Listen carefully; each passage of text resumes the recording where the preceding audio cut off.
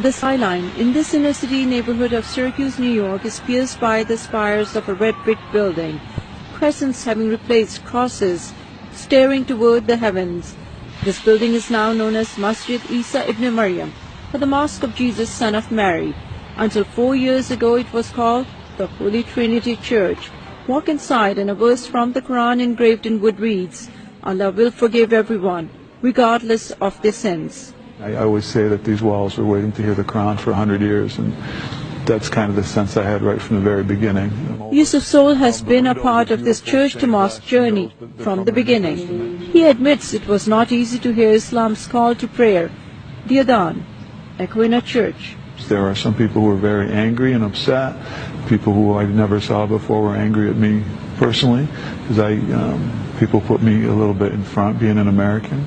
Built in the early 20th century, Holy Trinity served a growing population of German and Italian immigrants. Many were baptized, married, and buried there. But changing demographics doomed Holy Trinity. Parishioners moved from the city to the suburbs, replaced by a new wave of immigrants and refugees, many of whom were Muslim. We broke bread with many different groups, and eventually they were at peace and at ease with the idea of this becoming a mosque. In 2010, the Roman Catholic Diocese of Syracuse closed the church as part of a regional reconfiguration.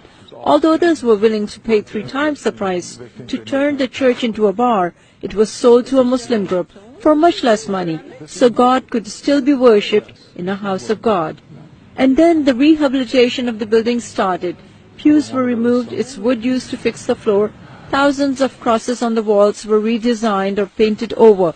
The crosses on the spires were replaced and saved as precious reminders of the building's past. We still need to raise some funds and replace those lights, because it is a bit dark in here.